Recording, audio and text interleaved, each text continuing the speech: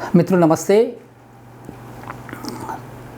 पिछली मुलाकात में हम अनुनासिकता पर चर्चा कर रहे थे और कुछ शब्द उदाहरण के तौर पर हमने यहाँ रखे और निष्कर्ष के तौर पर मैं ये कहना चाह रहा था कि 5वीं क्लास तक के बच्चों को मात्राओं के साथ भी ये सिखाए जाने चाहिए।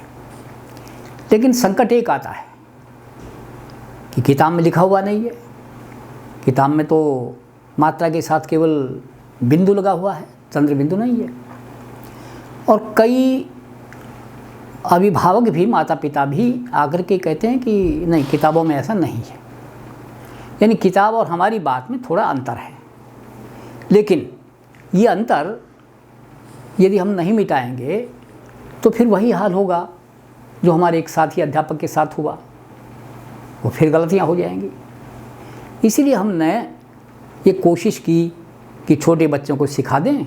हाँ, जब बड़े हो जाएं, इस बात को समझ लें कि हाँ अनुनासिकता है, तो उसके बाद वो केवल बिंदु लगाकर भी अपना काम कर लेंगे। ये पिछले उसमें वीडियो में हम ये बातें कर रहे थे। मित्रों, मैं आज अपनी बात एक बड़े ही रोचक शब्द के साथ शुरू कर रहा हूँ और फिर उसी विषय पर आएंगे। एक शब्द है आधा, एक शब्द है पौना और एक है सवा। ये मैं आप पर छोड़ूंगा ये कि आप इस पर चिंतन करें, विचार करें और अगले एपिसोड में जब फिर से मुलाकात होगी तो मैं इस पर चर्चा करूंगा कि ऐसा क्यों हुआ।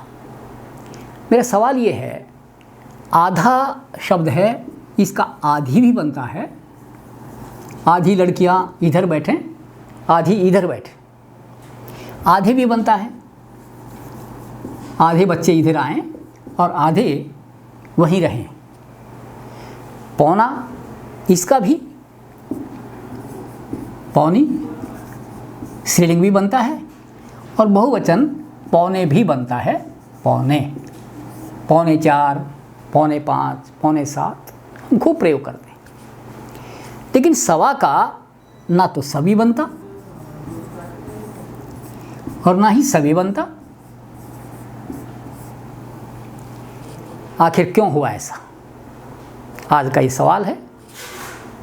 आप चिंतनशील व्यक्ति हैं, इस पर चिंतन कीजिए और यदि समस्या का समाधान मिल जाता है तो यहाँ लिख के भेज सकते हैं, वरना फिर अगले एपिसोड में मैं इस पर चर्चा करूँगा ऐसा हुआ था। हिंदी में कई एक ऐसी समस्याएं हैं जिनके बारे में हमें सोचना चाहिए। अब एक छोटा सा और प्रयोग, छोटी सी एक और बात कि हमारे शरीर में 5 इंद्रियां हैं, ज्ञानेंद्रियां। मैं कहता हूँ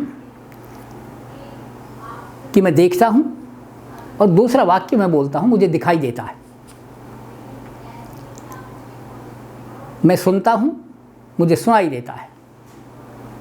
लेकिन मैं चखता हूँ, ये तो ठीक, लेकिन मुझे चखाई देता है, कोई नहीं बोलता। मैं सूंघता हूँ, ये तो ठीक, मुझे सूंघाई नहीं देता या सूंघाई देता है, ये कोई नहीं बोलता। मैं छूता हूँ, सब बोलते हैं, लेकिन मुझे छुआई नहीं देता, कोई नहीं बोलता। आखिर वजह क्या है?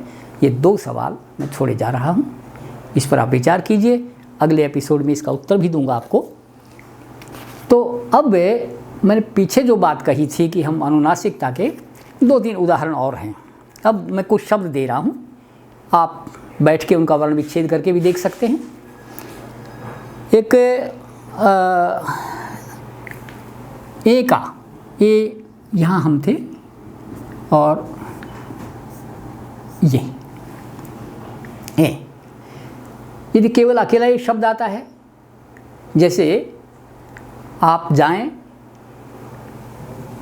तो कोई दिक्कत नहीं, हमने ये लिखा, आप जाएं, आप खाएं। लेकिन जब ये मात्रा के तौर पे आता है तब वही दिक्कत आती है कि हम अनुनासिक ना लगा करके केवल वो बिंदु लगाते हैं, जो व्याकरण की भाषा में जिसे हम अनुस्वार कहते थे। इसी तरह कई एक और शब्द हैं, जैसे फेंकना है, मैं केवल ये लिखूं फेंकना। इसी तरह से क्यों टें टें कर रहे हो,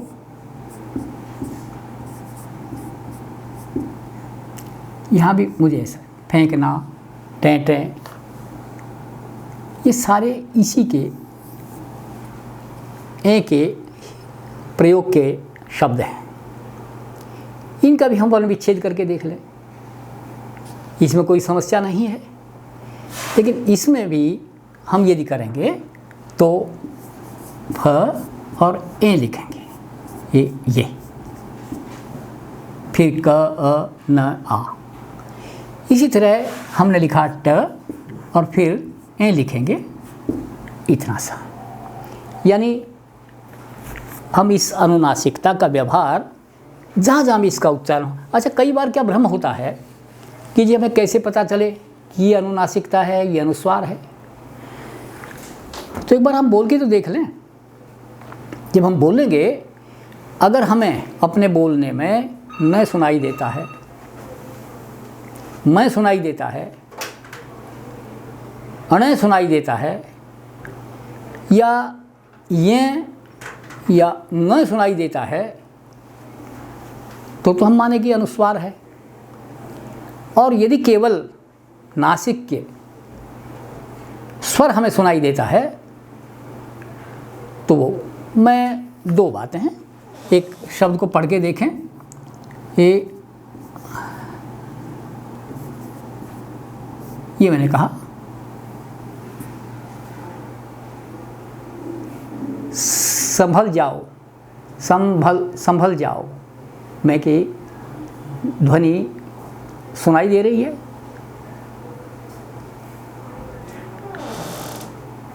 संभव जो बहुत प्रयोग में आता है, ल की जगह मैं संभव, साफ सुनाई पड़ रहा है मैं संभव।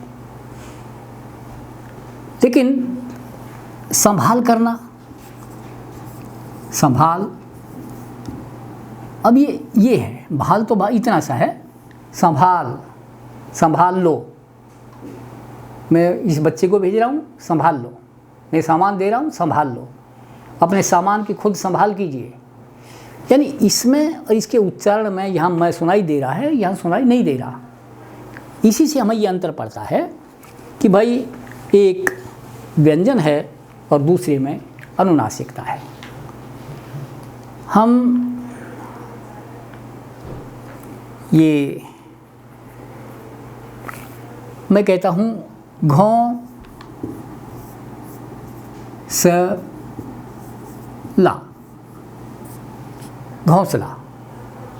वर्ण विच्छेद करेंगे घ औ, घों स अ ल आ, ये। लेकिन यदि ये नहीं होगा तो घ ओ हम कर देंगे, घोसला, घोसला, दोनों में ये अंतर होगा। मैंने कहा 34 या 64, ये च लिखा, और औ चौं,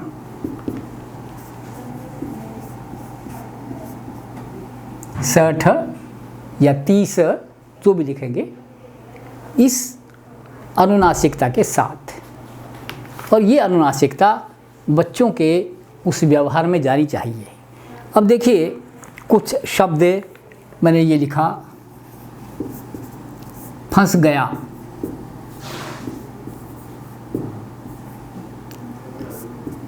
क्या होगा? ये मैंने लिखा गांव, ये हुआ आ, या भांग। दरअसल हुआ क्या कि संस्कृत में इसका बहुत ही कम प्रयोग होता था, बहुत ही कम। केवल एक संधि मुझे जो ध्यान है वो यह है कि न के बाद यदि ल आ जाए, जैसे मैंने लिखा महान, ये लिखा महान, और यहाँ फिर आ गया लाभ। महान लाभ यदि हम कहेंगे तो वहाँ एक नियम ये था कि इस नय को ल भी होगा और अपनी उस नासिक्यता को ये अनुनासिक में बदल देगा। लिखा जाएगा महान लाभ, ये महान लाभ। केवल इक्का दुक्का ऐसा उदाहरण मिलता है, लेकिन हिंदी में आकर जितने भी तद्भव शब्दों में है या देशज शब्दों में है, इसका खूब प्रयोग हुआ।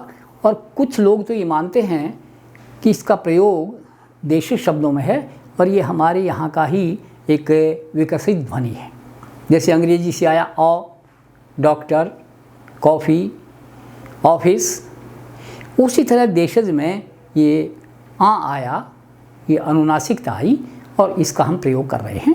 लेकिन इक्का दुक्का रूप पुंसकोकिल भी एक ऐसा शब्द है वहाँ जिसमें अनुनासिकता है, पर हिंदी में ये प्रचलन बहुत ज़्यादा बढ़ गया है। मैं कुछ शब्द है, जैसे मैंने लिखा खिंचाई, क्यों खिंचाई कर रहे हो, ये वर्ण विच्छेद करके देखना। सींग, इस बैल के सींग या गऊ के सींग हैं या नहीं हैं। इसी तरह हम हींग की बात कर रहे हैं, इस सब्जी में या समोसे में या कचौरी में हींग पड़ी है, हींग। हम हुंकारा कहते हैं, हुंकारा भरो, मैं कहानी कह रहा हूँ। हुंकारा दरअसल हूँ, जैसे हम कहते हैं ककार, चकार, टकार, तकार, ये हुंकार है कि एक हुंकारा भरो। तो ई उ, इसी तरह दीर्घ ऊ का सूंघना, सूंघना, सूंघना, या महंगाई, हाँ, ये ये महंगाई।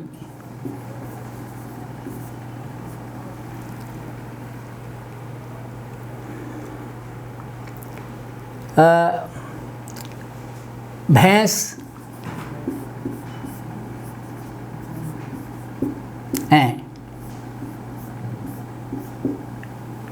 भैंस।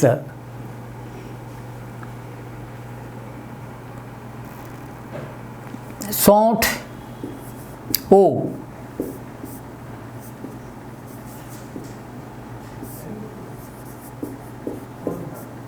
सौंठ। और धौंस,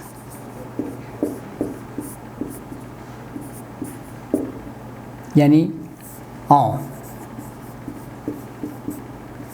कहने का अभिप्राय ये कि जितने भी स्वर हैं उन सभी स्वरों के साथ अनुनासिकता होती है। देखो वेदों में तो 18 भेद बता दिए स्वरों के, जिसमें उदात्त, अनुदात्त, स्वरित हैं, ये अनुनासिक हैं, मौखिक हैं, वगैरह वगैरह। तो ये जो शब्द हैं, दे करके इनका अगर हम अभ्यास कराएंगे तो मुझे लगता है कि सीख जाएंगे और कम से कम वर्ण की शब्द की पहचान करेंगे और ये पाएंगे कि इसमें वर्ण विच्छेद की जो स्थिति है वो काफ़ी पहले की बजाय बेहतर है। मित्रों, इसके साथ एक और चीज़ है कि ये अनुस्वार क्या है। संस्कृत भाषा में तो केवल एक बात कह दी, मोनुस्वारः, कि मैं को अनुस्वार होता है। कहाँ? अंतस्थ ध्वनियों के साथ और ऊष्म ध्वनि के साथ, यानी य, र, ल, व। इन्हीं उदाहरणों को हम देखते हैं कि इनके साथ जब सम आ जाएगा, जैसे ये है सम और आगे मैंने लिखा यम, सम, आगे मैंने लिखा रचना, मैंने लिखा सम, फिर मैंने लिखा लाप, मैंने लिखा सम, और फिर मैं लिखा वाद। तो वहाँ कहना ये है कि य, र, ल, व इन सभी अंतस्थक ध्वनियों के से। अच्छा, अंतस्थक क्यों कहते हैं? क्योंकि ये ध्वनियाँ हमारे मुख के भीतर वायु रहती है, उतने वेग से बाहर नहीं आती। लेकिन उष्ण, जब हवा गर्म होती है तब बाहर निकलती है। इस श, श, स, ह को हम ऊष्म कहते हैं। अब इसका प्रयोग करने के लिए देखिए, ऐसे हाथ करके जब आप बोलेंगे य, र, ल, व, तो आपके हाथ को पता नहीं चलेगा। लेकिन जब कहेंगे श, श, श, ह, तो हर बार हवा की टक्कर आपके हाथ को लगेगी और इससे हम पता चलेगा कि श, श, श, ह में अंतस्थ और ऊष्म कितना अंतर है, क्यों हम इनको ऐसा कहते हैं। ये एक व्यवस्था थी। य, र, ल, व, इनके साथ इसको मैं को अनुस्वार हो जाएगा। और लिखने के लिए हम संयम ऐसा लिखा जाएगा, संरचना ऐसा लिखा जाएगा, संलाप ये लिखा जाएगा, और संवाद इसको बोलते हैं अनुस्वार। मैं को अनुस्वार हो गया य, र, ल, व के साथ। लेकिन अपवाद यहाँ भी हैं। आपने देखा होगा कि हमने लिखा रा, ट, ये र ही है, ठीक ऐसा जैसे ये र है। यदि इससे पहले हमने सम लिखा तो इस मैं का अनुस्वार नहीं हुआ, बल्कि ये म र में जाकर के मिल गया और सम्राट ऐसा बन गया। पाणिनि को अलग से विधान करना पड़ा, मोराजी समय क्वऊ ऐसा लिखना पड़ा, पर अपवाद ही है ये। बाकी सब के साथ ये अनुस्वार हुआ है मैं को। अब हिंदी में एक बात ये हुई कि जब ये देश आज़ाद हुआ तो एक समस्या ये थी, सारा काम अंग्रेजी में होता था, सारे ऑफिसेस का काम।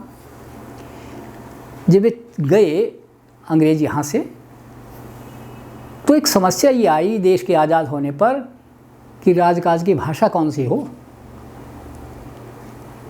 तमिलनाडु वाले कह लेंगे हमारी भाषा बहुत पुरानी है, हमारा साहित्य बहुत संपन्न है।